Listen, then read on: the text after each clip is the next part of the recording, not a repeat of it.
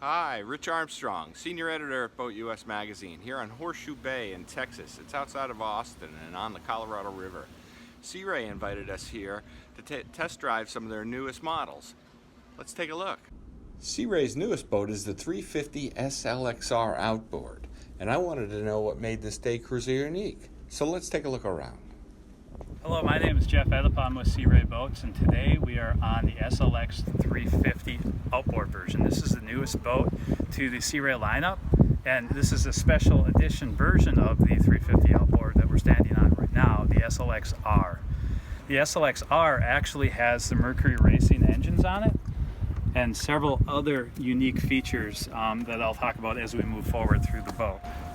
As we stand on the stern of the boat, one of the things you'll notice right away is that the swim platform is actually pretty large for an outboard boat.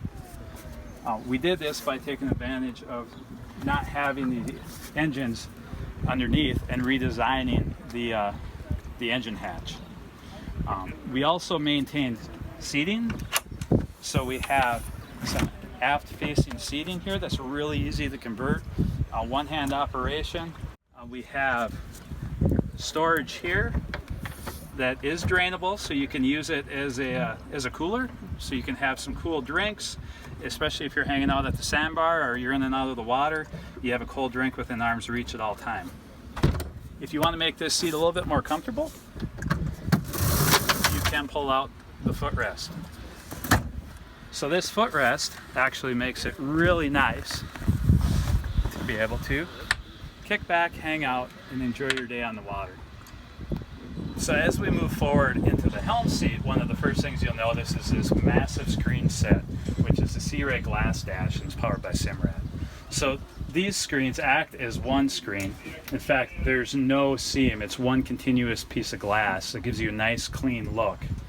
And there's some really neat features that these screens have. So when you first get on your boat, you key it up, you power it up, you're getting ready to go out for the day, it'll come up in your startup mode. So basically what that is on the right side you have critical things to check, like your battery voltages, house battery, fresh water, what's my fuel, and what are my engine parameters as I go ahead to go start up my engines. On the left side we have the weather radar up, so you can see, is there going to be any rain coming, what's the weather look like for the day. As I get ready to actually go motor out and enjoy my day on the water, I can switch my screens into my underway mode, which gives me my Mercury vessel view gauges on the right side, so I have all my engine parameters again, and on my left side it switches to my three-dimensional chart, so I can make sure I know where I'm going, I'm staying within the channel markers, that kind of thing. Once I get to where I want to go for the day, I can switch over to my anchor mode. When I'm in anchor mode, my critical features come up again on the right side of the screen. On the left side of the screen, I get my weather radar on the right half and my 2D chart on the left half. And I can use my 2D chart to set up a geofence, so I can drop that geofence, and I know if my boat starts to drift too far, starts to drag anchor, it'll actually set off an alarm and let me know. And as we transition from the helm seat over to the port side of the boat, what looks like maybe the head compartment on this boat is actually a port hideaway. And this is a large hideaway for a boat this size. There's filler cushions that can be placed in where you can see the open area.